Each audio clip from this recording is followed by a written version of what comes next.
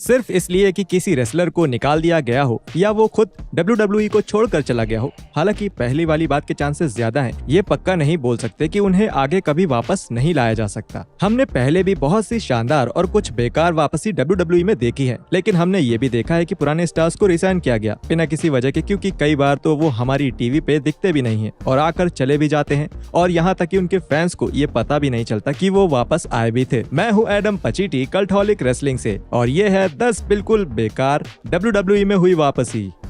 चलिए शुरू करते हैं। नंबर 10, फ्लैश फंक। जापान, WCW और ECW में अच्छा परफॉर्म करने के बाद टू कोल्ड स्कॉर्पियो ने 1996 में WWE में एंट्री की और फ्लैश फंक के नाम से सबके सामने आए। एक ऐसा गिमिक जिसे शुरू से ही काफी आगे बढ़ाने की कोशिश की गई, लेकिन वो जल्द ही खत्म हो गया। और ऐसा ही टू कोल्ड के WWE करियर के साथ भी हुआ, जिसमें उन्होंने फंक के कैरेक्टर को छोड़ा और जॉब स्क्वाड को ज्वाइन कर लिया और आखिरकार 1999 की शुरुआत में कंपनी को छोड़ दिया। फिर जापान वापस जाकर अगले 7 साल के लिए इंडिपेंडेंट रेसलिंग में लौट गए। स्कॉर्पियो को एक WWE ट्राईआउट मैच 22 अगस्त 2006 में रेनी ड्यूप्री के खिलाफ स्मैकडाउन में मिला और कहा जाता है कि उन्होंने सभी देखने वालों को इम्प्रेस कर दिया था, जिसमें तब के हैवीवेट चैंपियन बुकर टी भी शामिल थे, जिन्होंने स्कॉर्पियो को WWE में लाने पे काफी जोर दिया। 1 महीने बाद और नोआ का GHC हार्डकोर टाइटल छोड़ने के बाद टू कोल्ड को 3 साल की डील के लिए साइन किया गया। बावजूद इसके कि कुछ ऑफिशियल्स इसके खिलाफ थे, जिसका कारण उनका वजन बढ़ना और पहले किए गए नशीले पदार्थों का इस्तेमाल था, जिसके लिए उन्हें पहली बार निकाला भी गया था। फ्लैश फंक कैरेक्टर को वापस लाकर स्कॉर्पियो ने एक यूरोप का टूर, एक डार्क मैच और एक match developmental territory deep south wrestling के लिए खेला, जिसके बाद मई 2007 में उन्हें निकाल दिया गया। अजीब अंदाज में उन्हें रॉ की 15वीं सालगिरह पे वापस टीवी पर बुलाया गया, जबकि उन्हें पहले ही WWE से निकाला जा चुका था। नंबर 9, हेनरी ओ गॉडविन। जब मार्क कैंटबरी, जो कि हेनरी ओ गॉडविन के तौर पे WWE में रेसलिंग करते थे, उन्हें संन्यास लेने के लिए मजबूर होना पड़ा क्योंकि 1998 में उनकी गर्दन टूट गई थी। तब यह मान लिया गया था कि रेसलिंग में उनका करियर खत्म हो गया, जो कि 8 साल के लिए हुआ भी, जिसके बाद अचानक उन्हें WWE ट्राईआउट में बुलाया गया। टू कोल्ड स्कॉर्पियो को ट्राईआउट मिलने के कुछ ही हफ्तों के बाद टैग टीम चैंपियन रह चुके इस रेसलर को कुछ ट्राईआउट्स मिले, जिसमें से एक बिल ब्यूकैनन के खिलाफ था, जो कि खुद भी फिर से काम पाने की कोशिश कर रहे थे। हैरानी की बात थी कि इसके पहले कैंटबरी को एक कॉन्ट्रैक्ट के लिए साइन कर लिया गया था। रिपोर्ट्स की माने तो वो बूढ़े लग रहे थे और फाइट भी अच्छी तरह से नहीं कर पाए थे, और ये बिल्कुल भी शॉकिंग नहीं था अगर बात उस रेसलर की हो जो कि लगभग 1 दशक से रेसलिंग से दूर रहा हो। लेकिन उन्हें ये जॉब दिलवाने में एक पुराने पावरफुल दोस्त ने उनकी मदद की, और वो पुराने दोस्त थे ट्रिपल एच, जिन्होंने खुद कैंटबरी के साथ काफी काम किया था जब वो नए नए WWE में आए थे। द गेम ने WWE के बाकी अधिकारियों को बताया था कि कैसे कैंटबरी के बेटे की कुछ दिन पहले मौत हो गई, उन्हें एक नौकरी की जरूरत है और कैसे वो रेसलिंग को याद करते हैं। जिसके बाद उन्हें ट्राई आउट मिला और अंत में काम भी मिल गया। कुछ गिने चुने डार्क और कुछ हाउस शोज मैचेस, जिसमें वो और रे गोर्डी उर्फ जेसी दोनों एक टीम में थे। जिसके अलावा हेनरी ज्यादा कुछ कर नहीं पाए और उसी हफ्तों में निकाल दिए गए, जिसमें स्कॉर्पियो भी निकाले गए थे। Number 8, grand master Sexay. Brian Christopher को 2001 की गर्मियों में WWE से निकाल दिया गया था क्योंकि वो ड्रग्स के साथ कनाडा की सीमा पार करने की कोशिश करते हुए पकड़े गए थे। हालांकि वो कनाडा की जेल से तो बच गए थे, लेकिन आगे उनको बहुत सी मुश्किलों का सामना करना पड़ा और मजबूरी में वापस से मेम्फिस, द इंडीज और TNA के शुरुआती दिनों जैसे प्रमोशंस के लिए काम करना पड़ा। ऐसा माना जाता है कि वो WWE में वापस आने की काफी कोशिशें कर रहे थे और उन्हें आखिरकार अप्रैल 2004 में मौका मिल गया। उनको वापस लाना जिम रॉस के कुछ आखिरी फैसलों में से एक था, जिसके बाद उन्होंने अपनी टैलेंट रिलेशंस की जिम्मेदारी जॉन लॉरेनाइटिस को दे दी। और सच माने तो ऐसा उन्होंने जेरी लॉलर की मदद करने के लिए किया, क्योंकि वो उनके पुराने दोस्त और ब्रॉडकास्ट पार्टनर भी थे और साथ ही वो क्रिस्टोफर के पिता भी थे। ग्रैंड मास्टर सेक्से की वापसी टू कूल से बिल्कुल ही अलग थी। उन्हें रॉ में केन ने बुरी तरह से हराया और फिर कुछ ही बार टीवी पर देखने को मिले, जिसमें क्रिश्चियन और गैरिसन केट के वो मैच भी शामिल थे जिसमें वो तुरंत ही हार गए थे। क्रिस्टोफर को अपने दूसरे मौके पर भी 1 महीने और 6 मैच के बाद ही निकाल दिया गया, क्योंकि वो एक हाउस शो में देर से आए और एजेंट्स से भी खराब रिपोर्ट मिली, जिन्होंने बताया कि उनका बचकाना बर्ताव लॉकर रूम में काफी समस्याओं का कारण बन रहा है। और वैसे भी अगर आप शो के दूसरे मैच में ही चक पलम्बो जैसे रेसलर को जिता दें तो ये तो पक्का ही है कि WWE के आपको लेके ज्यादा कुछ प्लान्स नहीं है। Number 7, Justin credible. जब WWE ने तय किया कि वो ECW को 2006 की गर्मियों में फिर से शुरू करेंगे, तब उन्होंने न सिर्फ दूसरे ब्रांड्स के स्टार को उसमें शामिल किया और पुराने ECW के खिलाड़ियों का भी इस्तेमाल किया, जो कि उस समय WWE के साथ थे, बल्कि कि काफी ECW के ओरिजिनल खिलाड़ियों को भी लेकर आए, जैसे कि सैंडमैन, बॉल्स महोनी और साबू। इन तीनों के पास WWE ECW का ठीक ठाक अनुभव था, लेकिन पुराने ECW चैंपियन जस्ट इनक्रेडिबल के पास ये अनुभव नहीं था, जैसे वो जस्ट इन सब्सटेंशियल हूँ।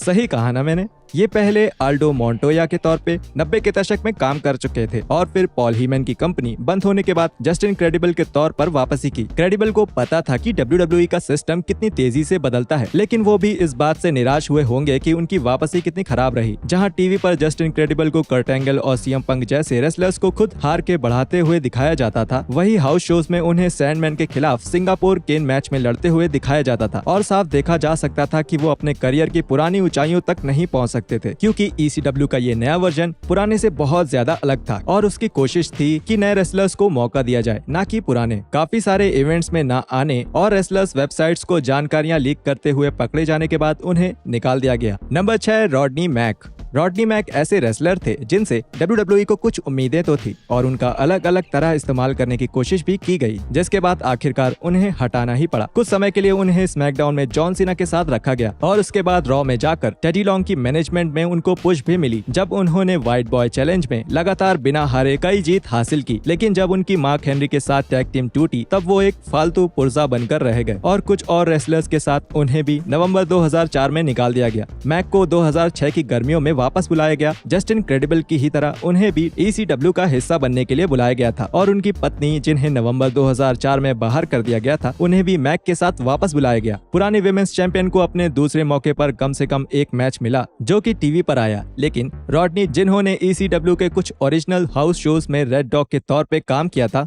उन्हें कुछ बहुत कम ऑडियंस वाले लाइव इवेंट्स ही मिले। कई महीनों तक खाली रहने के बाद मैक और जैस को फिर उस दिन ही बाहर कर दिया गया, जब दोबारा बाकी टैलेंट्स को भी निकाला जा रहा था। Number 5, Eugene. यूजिन का कैरेक्टर अनुभवी डेवलपमेंटल टेरिटरी प्रोस्पेक्ट निक डिंसमोर ने निभाया था और इसके लिए उनकी काफी आलोचना भी हुई, जो कि सही भी थी। लेकिन विवादित होने के बाद भी इस बात पर कोई शक नहीं था कि एरिक बिशॉफ का स्टोरी लाइन भतीजा बनकर आए। निक कभी बहुत बड़े स्टार थे। यूजिन के लिए WWE में समर्थन 2004 की गर्मियों में काफी बढ़ गया और इस वजह से निक को काफी आगे बढ़ाया गया और बड़ी बड़ी स्टोरी लाइन में शामिल किया गया। धीरे धीरे ये सब ठंडा पड़ गया और थोड़े टाइम तक यूजिन को लोअर कार्ड में केवल कॉमेडी रोल के लिए रखा गया, जिसके बाद सितंबर 2007 में वो WWE से बाहर हो गए। इस बात में कोई शक नहीं था कि इस कैरेक्टर का सफर अब खत्म हो चुका था, लेकिन WWE ने उन्हें कुछ सालों बाद वापस बुलाया। इस बार यूजिन हालांकि केवल 2 महीने तक ही रहे और कुल मिलाकर एक टीवी मैच मिला, जो कि एक contract on the pole match था कैलगरी किड के साथ, जो कि असल में द मिज थे।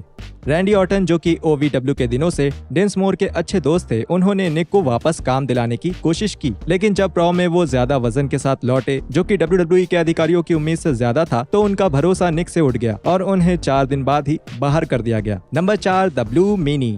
WWE ने द ब्लू मीनी को पहली बार बाहर कर दिया, इसके बावजूद कि उन्होंने WWE के निर्देश मिलने पर अपना वजन बहुत कम कर लिया था। निकाले जाने के बाद दिए गए इंटरव्यू में द ब्लू गाय ने अपने WWE में बिताए गए समय के बारे में अच्छी ही बात बोली, सिवाय एक बड़बोले टेक्सन के बैक स्टेज बर्ताव को छोड़ के। साफ तौर पे ये बात JBL के लिए बोली गई थी, जिन्होंने अपना बदला ECW के वन नाइट स्टैंड में शो क्लोजिंग ब्रॉल में ले लिया और नशे में आकर असली में मीनी को बुरी तरह से मारा।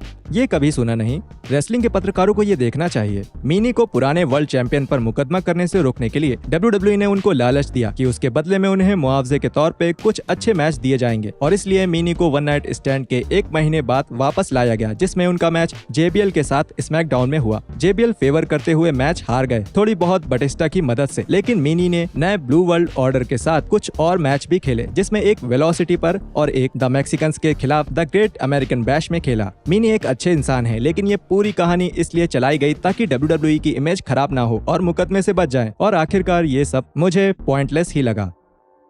नंबर 3, गैंगरेल।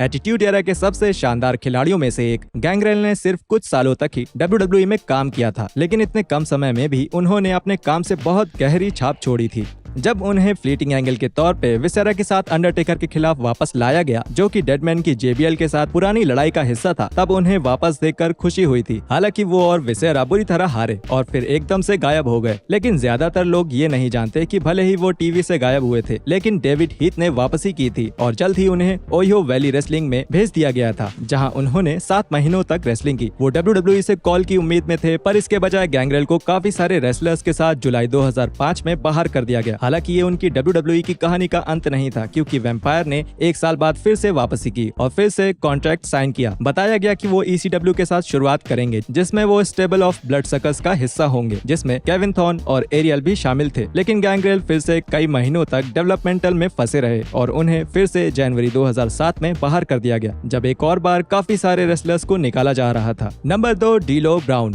डीलो ब्राउन एक और ऐसे एटीट्यूड एरा के रेसलर थे जिन्हें कभी उनकी काबिलियत के बराबर तारीफ नहीं मिली। पहले यूरो कॉन्टिनेंटल चैंपियन ने कई बेहतरीन मैच खेले और बहुत सारी यादगार स्टोरी लाइन में भी शामिल रहे, लेकिन फिर रिंग में हुई दुर्घटना ने उनका करियर पलट के रख दिया। डीलो स्वाभाविक रूप से कभी पहले जैसे नहीं रह पाए। जब उनके साथ डी रोज वाली दुर्घटना हुई और उनके WWE के करियर के आखिरी के कुछ सालों में उन्हें कम से कम इस्तेमाल किया गया और साथ ही उन्हें पोर्टो रिको जाकर डेवलपमेंटल में मदद करने के लिए भेज दिया गया। WWE के बाद ब्राउन ने अपना करियर इंडीज और जापान में फिर से शुरू किया, लेकिन 2008 की गर्मियों में वापस आ गए। उन्होंने शानदार शुरुआत की और लाइव ऑडियंस का अच्छा रिस्पांस भी मिला और फिर सेंटिनो मारेला को हराया भी और फिर कुछ नहीं हुआ। ब्राउन ने WWE के लिए उस साल लगभग 50 मैच खेले, लेकिन उनमें से कुछ ही ऐसे थे जो टीवी पर आए और उन्हें उनकी कंडीशन का अंदाजा तब लग गया होगा जब उन्हें रॉ पर माइक नॉक्स से 50 सेकंड में हारना पड़ा। डीलो को जनवरी 2009 में बाहर किया गया था और WWE ने बजट की कमी को इसका कारण बताया था और डीलो सिर्फ अपना सर हिलाते रह गए।